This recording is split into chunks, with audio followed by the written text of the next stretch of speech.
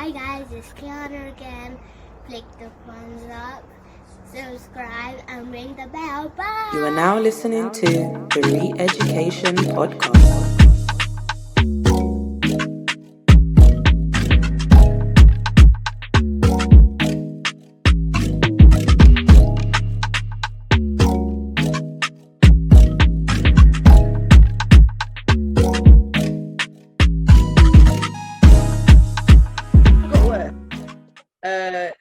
He put a cider plant in, and the planting just was really it was destroyed. It was just burnt, like actually burnt. And then he had the audacity to serve it with Aunt Bet's roast potatoes, oven potatoes. Whoa, what? Yeah. What? Yeah.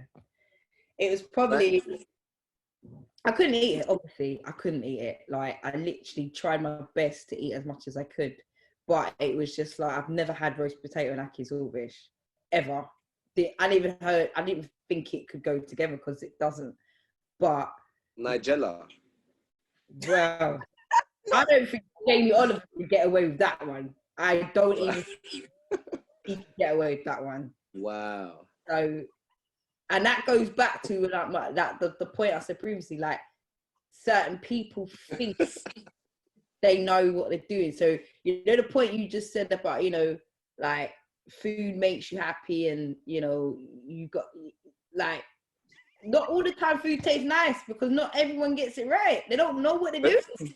No, but this is what I was saying. This is why I don't want to cook it like. If I cook and it's garbage, like, what do I do there? I can't have, who am I mad at? Where do I get my reef from? I'm with you. You see, no, special food, I'm not troubling. No, I mean, serious. And I was spoiled when I was a kid. Like, everyone cooked for me. Like, but I wouldn't. There's certain dishes I'm not even attempting because, for me, it's beyond me. I hold it that high in esteem. I'm not gonna attempt that. And like, imagine like me trying to cook a dish I love, only to taste it and then to throw it away. That's disrespectful. Yeah. But that's how I see it. And I'm being serious. But how are you going to learn if you don't try? You know how many times I tried to fry dumpling? When I tell you the dumpling came out hard like this, first ever time I made that, yeah? Tough like power. You could throw it at someone and knock them out, yeah? That's how tough the dumpling was when I made it. Did I know what I was doing? I thought, oh, it's easy. Just flour, water, put together. Oil was too hot. No, I hear you. You know, Simone, I hear you, but I think what it is, I think it's genuinely because of how I see it. I see it as special, almost like I've always seen almost like a privilege. I can't explain how I see my. So for me, I could try other things. Like even growing up, like I said, I didn't eat any of. I only ever ate Nigerian food up until probably the age of like 15, 14, when I started eating other things. Caribbean food, I think I had Caribbean food, other than maybe when people, like my mum's friends may have cooked it, but I can't remember really understanding Caribbean food till like 15. So that's a long time. And this is Black British I'm talking about. This is me as a Black British boy. So I grew up on my food that much that there's even certain dishes now that I've never ever. Like, fish and chips was a myth to me. I didn't have that till in my 20s. I didn't know what that was. So that's why for me, I saw it as something that they make. They meaning like mum or, you know, your nan. So I think how I saw it was completely different. That's interesting. I've never actually looked at it that way. I think that my curiosity gets the best of me. And I wonder, I don't know. I wonder if it's because you guys being women. I don't know. And the way you were raised, being in the kitchen with your mum or your nan, I wonder if you, in terms of the gender roles that we all played when we were younger, I wonder if that was a part of it. I know there are guys as well that was also in the kitchen with their, but just largely growing up, I imagine that your mum or your nan kind of just took you into the kitchen with them. Not my mum, not really my mum. More your dad. My dad, he was very like can take care of himself. Like he cooked Nigerian dishes, he cooked Jamaican dishes too. Like my dad cooked because he was of the school. He was very much so. I think he was taught, and you know, being around brothers and sisters, you not only are you going to get things cooked for you, but you're also going to have the opportunity to go in the kitchen yourself. But he used to work nights and long nights, so I always remember being at his house over weekends, and he would cook at least 5 different dishes. For meal prep. So he'd have food. So we can eat dinner that day, but usually it would be around an aunt's house or my grand's house. But he would make sure that he had food for the week, so he didn't have to worry about cooking, buying nothing. Like he wasn't even really a man that used to buy food like on the road like that. You know, times changed and now he will. But it was my curiosity is what made me question and find out how to make certain things. So I remember making cornmeal porridge for my son. I'm on the phone with my grandma. So when I do this, what do I do next? And she walked me through how to make the porridge. And then when I saw her again, she asked me, how did it come out? Because that's something I was used to her making for me when I used to come home from school. So I'd come in, eat my cornmeal and watch Where's Wally? Then she'd watch Neighbours and like that's I remember. My dad's mum particularly though, I used to be in the kitchen, like I followed her because she used to bake as well, but she always used to make chin chin. So that's like a little sweet biscuit. It can be, it's usually a snack. She would make stew. She'll be pounding the yam. I'll be there with her. Be like, Grandma, can I help? And she'll be like, yep, okay. And I was going to Nigeria from a young age, so I was used to being around people doing different stuff, and the killing of goat, the killing of chicken, like that's turkey, that's not new to me. Like that's old news. It's like, show me something different. Tell me something else. And I know that may offend other people, but that's just what I was used to. Like we had the chickens in the yard, the turkeys and the goat, like barring around the corner. But I feel it's my curiosity. I like to cook food. I like to entertain. So I like when people eat my food and like, oh my gosh, Simone, this is banging. Can I get the recipe? Or how did you do this? Or you need to teach me how to do that. Like I continuously perfect my dishes. Like if you ask any of my friends, I'm always asked to make the macaroni. Whatever function it is, doesn't matter when. If I get a call and there's a function, you want me to make a macaroni, don't you? Yeah, please. Yeah. You know, and blah, blah, blah, blah. So I did that just a couple weekends ago. Actually, let me not share when, because it's supposed to be a lockdown. I made a macaroni at some point, sometime. Yeah. But I was working on like, okay, I want to make this into a recipe because I do it my way from how people have taught me, where I've asked questions. But I don't think that it's because I'm always, me being female, like I'm fully submersed in being in the kitchen. I've just always wanted to ask questions because I guess a little bit similar to you, I want to replicate exactly how these people make it for me because it's so good. But at the same time, I'm not going to learn. And then I think of, now I have my child, I have my children, like I want to be able to pass recipes down to my kids, to my family, like so that there's something, oh, Grandma or Nana, can you make your, it's never going to be a cake because I'm not a baker, but can you make your lamb, or can you make your jollof, or can you make your stew, can you make your rice and peas? Like I like that type of, like for my kids to turn around and be like, Mummy, you're the best cook in the world. It touched me. I felt that, like I believe you when you say it. Yeah, I think I kind of watched people, to be honest. Like I kind of just watch, like I kind of observe. That's how I learn in general. Like I kind of just see how people do it in particular techniques, and then take what I've learned, whether it's from my mom, whether it's from an auntie, whether it's from, you know, whatever relative it may be, and then mix it with my own style with it as well. Yeah. And that's how I learned how to cook, kind of thing. Like, because yeah, like when you ask questions, sometimes in a Jamaican household, sometimes you can't always ask questions because you'll just get a long lecture. I just ain't got time for that. Sometimes, like, really ain't got time. Like, I switch off, like, literally. So I would just normally just watch and just make a note in my brain, like, okay, that's how you do the oxtail, that's how you do the jerk, that's how you do blah blah blah, and then do it from there, really, kind of thing. So yeah, just watching Heritage and then just trying it out. Yeah. I'll try it out, definitely. I'll definitely try it. But Isn't it? Because when you're asking questions and with any auntie or your mom, you just sweep them up nicely, and because yours is the best. Like, I want to be able to let my children know that this is the original. So how do I, Yeah. like. No, do you know? I to be honest, joke aside, that is something I am looking to do for, because it's part of it. It's part of it. Like you just said, love, because you can always sort of make things, put your spin on stuff. Yeah.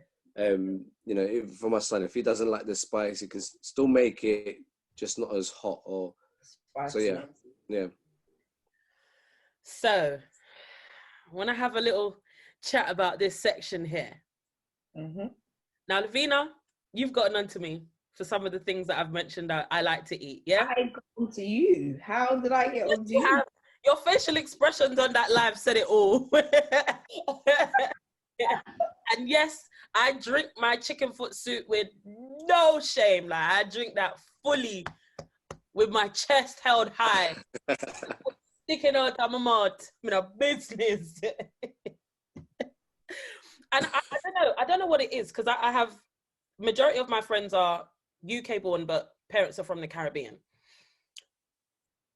And whenever I mention some of the things, like in our soups, you're going to find cow foot, you're going to find shaki, aka tripe, you're going to find Love. meat, you're going to find fish, like you're going to find these different things in a soup. And when I tell you I've been eating this from as long back as I can remember, I've been slurping from before I even knew what taste was, yeah? So it is what it is. I was eating cow foot before I even knew it was a foot. I was tripe before I even knew what animal it came from. Like, I was eating these things legit with no issues, no qualms. None at all. Absolutely none. And as I got older, I got introduced to some of these other things, like chicken foot, turkey neck, like them things there. Like, you can't go to Jamaica and not have turkey neck with a little bowl of rice. Like, oh, yes, you can, because I did it. Yeah, it's very possible to fly all the way to JA without having a bit of turkey neck, or my neck. Yeah? You haven't had the full experience, sis. I'm telling you, all of this on the turkey. Then the little chicken foot. Nah. But I don't know. Whenever I talk to my friends, born British, Black British, but of Caribbean descent, like these things that I mentioned, cow foot, goat's foot in Manish water, tripe, chicken foot, look, she's already covering her face. Turkey neck, chicken back, like these things. What is it about them that just makes you not want to at least try it, knowing that back home, we be eating that? Yum. Turkey neck. How can I explain this? Chicken foot. I've never had turkey neck. But see, chicken foot soup. It's all the textures. It's the grizzle. Yeah. Like, okay, for me, right? For me, with food and with the kind of food I like, my traditional food, each bite is a story. You better like tell each us. bite, literally the first bite. hello. Second bite, it blows my mind. Like, so you see, so chicken foot soup, yeah.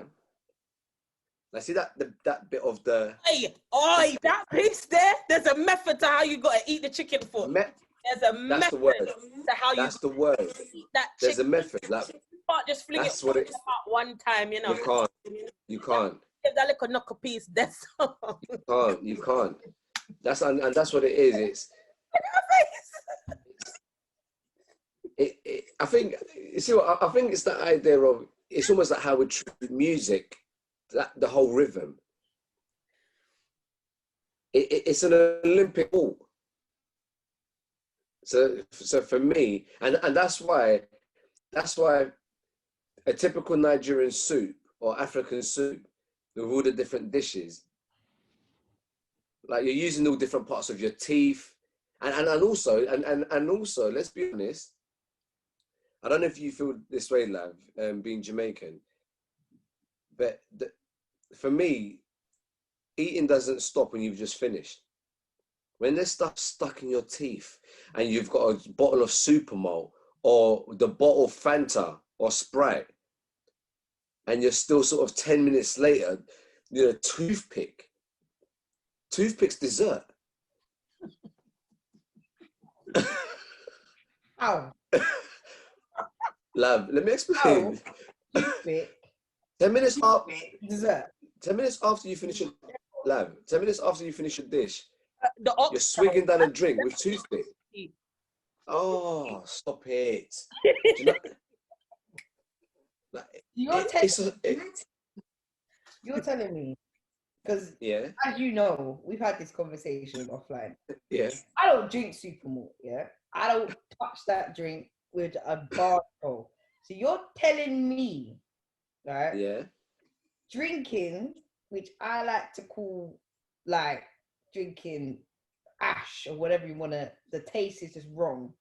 With a toothpick, taking out kind of whatever meat's up in your teeth. Yeah. Okay, love, let me set the scene. Let me set the scene. No, okay, love, let me set the scene. So just pick just eating the oxtail texture, soft, butter beans, like you just had a lovely meal, yeah? Yeah. You don't want it to end, but you can't eat anymore. Like you're full up, it was the right portion.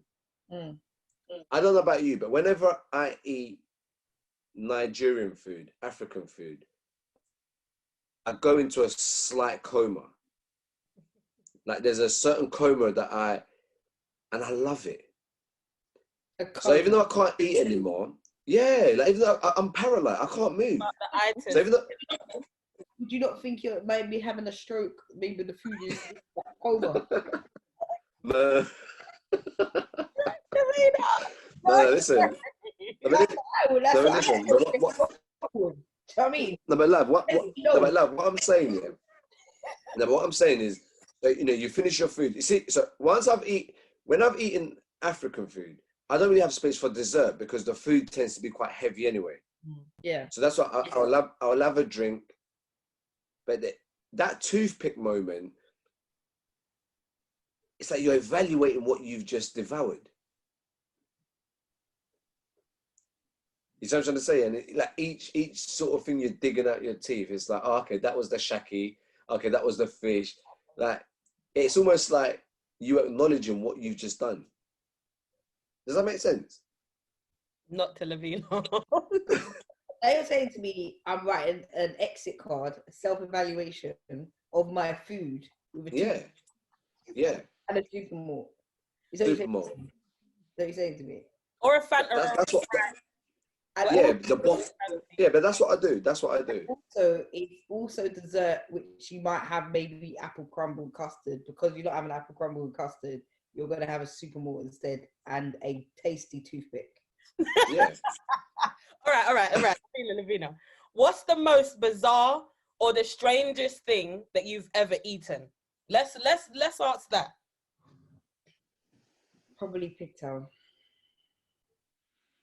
Wait. It's probably the strangest. When I think about it, that's probably the strangest food I've had. Really?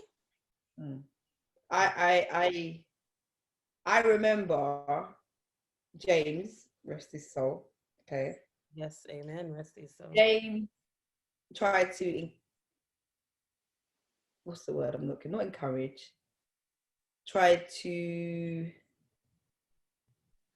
get me, persuade me to eat octopus. I said, no, mate. I said, absolutely no. No. This octopus, like, I'm thinking an octopus has got 8 legs, right? Or 8 fans, whatever you want to call it, and it's got a massive head. That's how I see octopus, right? However, it wasn't served like that, obviously. It was served all cut up and everything like that. But you can still see the little, I don't know what you call it, but what stuck, you know. Yeah. And bless him, he tried to put his fork to try and put it in. I said, no, I'm not eating that. He said, oh, why don't you try? I said, I am not eating that. And then the piece or whatever it is fell on my trousers. And where it fell literally on my leg, quite far up. And he was like, oh shit. And I was like, you know what? You might feel uncomfortable putting your hand there, but you're gonna move that because I ain't touching that, right? Because it, even just the way it dropped on my trousers, knew that wasn't meant to go in my mouth. That was a sign from the Lord. That wasn't meant to go in my mouth. Because the way it just went on my trousers and it just stuck there, no. I'm all about textures. And the way it just stuck, no. What is it about pig's tail that you're willing to eat then? I eat it. I'm not a massive fan of it, but that is probably the weirdest thing I've ate, kind of thing. Was that in yeah. Okay. Like I've had the soup, like pea soup with it, but I prefer the stew peas kind of thing. Okay. If I'm gonna have it. Like I wouldn't say I'm a massive fan of it. I try not to. I don't really eat pork as much. I'm trying to cut it out, to be honest. But that's probably the weirdest thing I eat. I'm very, like, a lot of people say I'm fussy at eating. It's not that I'm fussy at eating. I know what I like. I know what I wouldn't eat. Period. Love. Has your mum, I just want to know, has your mum ever cooked chicken foot soup or manish water? Has that ever been in like... Yeah, my mum cooks chicken foot soup, but I don't eat it.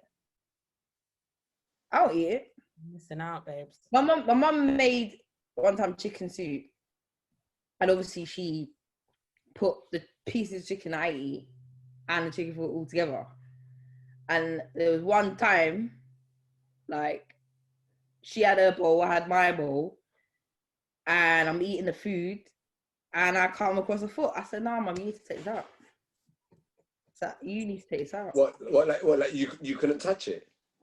It's not even touch it. I don't want to taste it. Like it's something. It's just chicken. For me, no, with it's like a bone and chicken hand. bristle.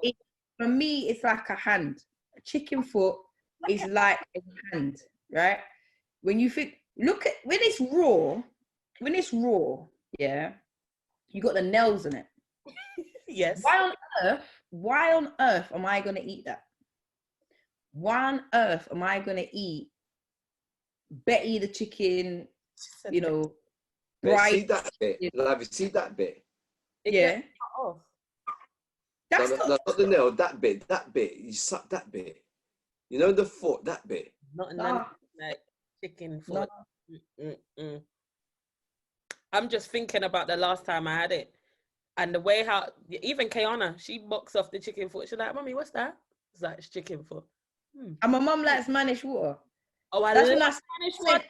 When I sent you that, when I was speaking with my mum, and I sent you that video recording.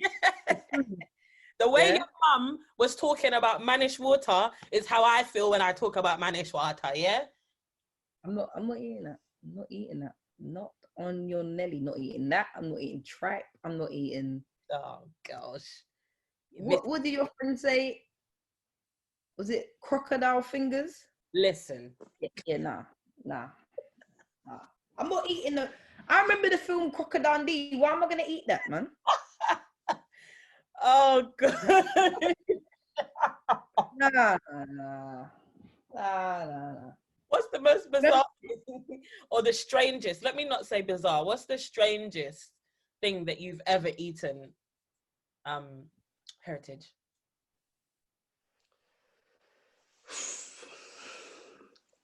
I eat anything, you know. Because I'll be as in I'll try anything Mhm. apart from dog. Like within, yeah. Like when I say I'm not nuts like that. But the strangest thing I've probably eaten. So I'm a seafood man. I love seafood, and whenever I say seafood to people, I don't mean these fake seafood lovers when they say, "Oh, I love prawns." No, I love octopus. I love squid. Like I'm real seafood, proper clams, mussels, oyster, all of it. But I think the strangest thing I had was an eel. Okay. Was it a jelly? I can't even remember, but I just remember it feeling like it was a swim like this. Yeah, and I just remembered Like snakes. Yeah. Yeah, there was something weird about that because if I'm honest, it's really weird. Again, this relationship with food, because I think the reason why that was weird because I saw it alive. Oh. And it didn't feel like it had died still.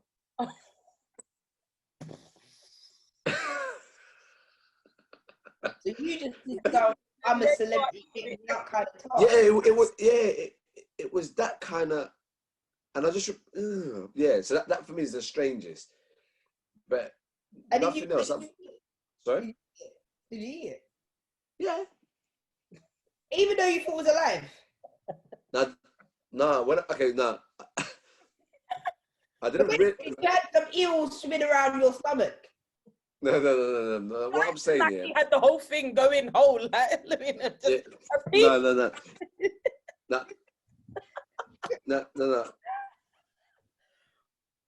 No, I think what it is because I saw it alive swimming around, and obviously like you said before, Simone, like in Nigeria where like you see the chicken you're gonna have on Sunday, you see him eating well, you pat him on his head, I'm gonna that one, slip the sorry, for those people that don't feel comfortable about this, but they slit the throat and they let the blood drip into the soil, into the ground. So I'm all right with that, but there's something about like I couldn't eat a fish that I've just seen watched being caught. I don't know, for me. So I think the eel for me was the strangest thing I've ever eaten. But it just felt like it was. So when in Jamaica, like when you go to the restaurants and when you go to eat, if you're going to the beach, like you go Hellshire, you go Little Ochi, like they are bringing in the freshly caught fish. Then you pick what you want and then you say how Still flapping. Well, not really flapping, but yeah, but the eel was doing that. That's what I mean. The eel was kind of dumped into one big freezer looking like deep freeze, and then I mean the ones at the top might, I don't know, it depends on how soon the time between you going and looking in the freezer and the last fisherman dropping the catch in there. But not like what we see on the TV where the fish is flapping. Yeah, I think that for me was but yeah, that's the strangest. Other than that, no, I'm good. I've eaten a lot of different things, but I'll try everything once. I know you've mentioned that you're a foodie, so you eat different food. You'll try anything. Do you encourage other people, so people from different communities to yours, so people that are not Nigerian, they still may be from Africa or they may be from anywhere in the world? Do you encourage them to try your No, I don't because I get angry. Oh. Yeah, I don't because I've always had a negative response to African food. Like even down to so for me, I don't. This is just for me. It's my food.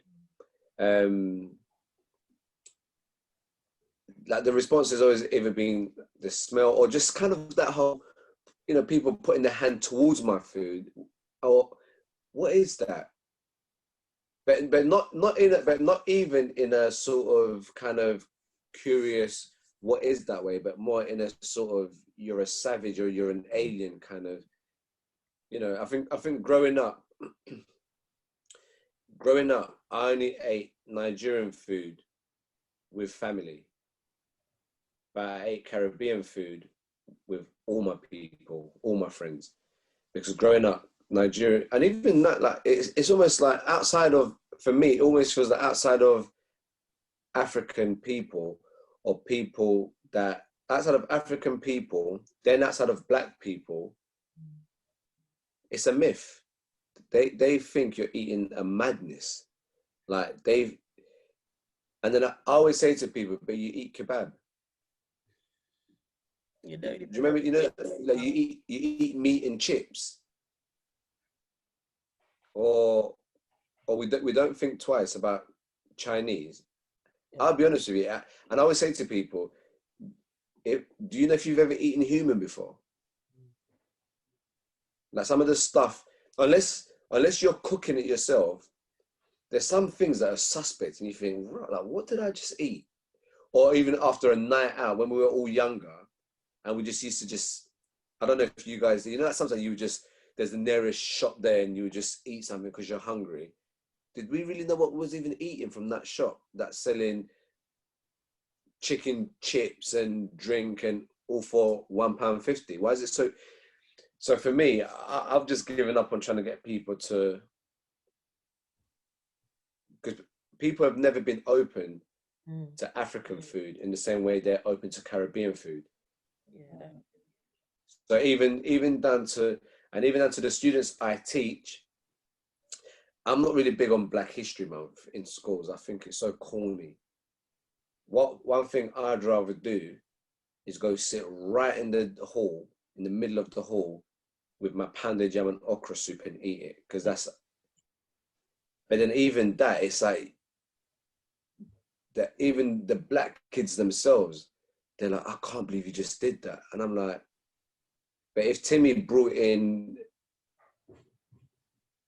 his roast dinner or his beans and toast, you wouldn't even question it.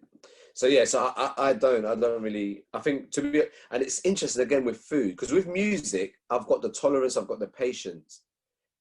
But again, with food, I just haven't got the tolerance or patience, and I can't accept the ignorance. So yeah, I don't invite people to eat with me. Wow. And that's even some of my friends, you know, that's, you know, like, so now, you know, like when was that, if I'm with some of the boys that, oh, what should we eat? What I do, I just become very tactile. I just say to them, oh, let's go. So I'm from South East London. So I might say to them, oh, let's go to the Nando's in Lewisham. That's because on our way there, I'm stopping by Enish. You lot go to Nando's. So what I'll do is I'll kind of do it where we'll go to a joint where I can get my food and you go get whatever you want. I won't kind of try and convince you to come in. Oh, let's all go. I haven't got time for it. Yeah. When I've been to Enish, the food is amazing there. Yeah, you like it, like the meat soft. I think what's his name? Anthony Joshua. There's one in Croydon now. Okay. He was promoting it the other day, wasn't he? Yeah. To help, Yeah. like, Guys, I mean, I can't thank you guys enough for I want to say starting this conversation around food and identity and culture, what it means to us. And I just want to really acknowledge, Heritage, your love and relationship with food really comes out in the way that you've answered these questions. And I hope that those people listening and watching have kind of taken something away. I know I have, because I feel that I haven't really explored my connection with food. I know I like to eat. I know there's things that I like. I know that there's things that taste-wise just doesn't work for me. I still want to expose my children to those, regardless of the fact that I don't like it. Like my daughter, every day in Nigeria, had Gary and soup. Every day, without fail. No problems whatsoever. My son, on the other hand, yeah, nah. His diet was noodles in Nigeria, Indomie. My dad had to get a box of them, and that's what he would eat, unless we went out and bought like fries and pizza and whatever. But it's really made me actually start looking at how I see food and my relationship with food. So I want to thank you for enlightening me and giving me that insight to how you have your relationship with food. And I hope that those listening and watching again have taken something away. Lavena, it's always fun with me getting screen. And I'm telling you, we are going to eat Nigerian food, and you fries. Well, do you know what would be nice? When lockdown's done, we link up and we go in to those two joints, a Nigerian joint and a Caribbean joint, and we just enjoy and talk over food. Yes, that'd be nice. We'll go live. Yeah. Go live. Yeah. Like you said, the last before you came off Truths, I have to taste Nigerian jollof rice, because obviously I said Ghanaian is better because I had a better experience of Ghanaian jollof rice. So I have to taste the other side. This goes back Even though people say now Sierra Leone, that's the one to beat now all of a sudden. Listen, it goes down to who's cooking it. Because listen, there's been some trash ones. This is why I don't go to Nigerian restaurants. Like I just don't. I was in Enish because I was there for an event, and when I see suya anywhere, I'm like, I can't not have suya. Like it's suya's life. If you'd have asked me what my favorite dish is, it's up there. Pepper soup and suya. Oh, what's suya? It's like, it's a street food, so it's grilled meat with like spices and stuff. And when you get it in Nigeria, it's commonly in like newspaper, and then they chop up onions, they chop up tomatoes. I don't eat tomatoes, so I don't eat the tomato on top. Love, I wonder if it's the cucumber as well. I wonder if it's the equivalent. Would soya be the equivalent to, like, say, jerk, but without, without rice? You know, like when jerks. Yeah, you could say that, because they do have chicken suya as well. It's like a real, it's street food. So, you can go down the road, whether you're in Lagos or wherever you are, and there'll always be a man doing suya. There'll be somebody over that side doing chicken wings as well, and fried yam. Like, there's always someone doing some kind of delightful delicacy on the road. But it's very nice. I tend to make that myself sometimes when I have some beef at home. And again, Kiana won't let me have my moment. So she has to join in and indulge too. Yeah, but love, what you said about the cooking, it actually made me think. I learned, like, yeah, for real, like, actually, like, me actually cooking, because after me, like, they're not going to know anything. They're not going to know. Yeah, so no, that really got me thinking. I'm really going to need to start actually cooking and learning, and them going through that process with me, that trial and error process. And we're going to make the Nigerian and Jamaican restaurant happen before the end of the year too. Yeah, we need to, man, defo. Actually, I've got an idea. Yes, we should do the restaurant, but also we should do a live of cooking a dish. Oh yes. Let me just try a bit more first. It can't be my first attempt. Listen, because that will go viral. I'll be done at it. We can plan that for a later date, Heritage. Don't worry. Yeah. Don't worry. So guys, you heard it first. We're gonna do an online come down with me, virtual, but still somehow in person, because we need to taste each other's dishes. 100%. We gotta make it happen. We gotta make it work. But again, thank you so much for joining me and joining the guests. Guys, Lavena, Chima, thank you so much for joining me and sharing what food means to you both and engaging in a conversation with me. Share your social handles and how people can get in touch with you. You can follow me on TruthsDebate 2020 on Instagram. Every Monday between the hours of 8 to 10, do different topics, controversial topics, have special guests. both Heritage and Simone's been guests before on Truth. So yeah, you can always watch back and see when they were both on. And yeah, just get involved. My Instagram page is heritage_by_cruise.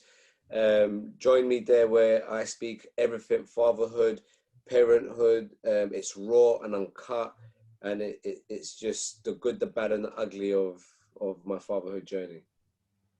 Amazing. Thank you, guys. And as I always say, I look forward to continuing to learn and grow with you all. Bye. See you later. Bye. Hi guys, it's Keanu again. You're listening to the Re-Education Podcast.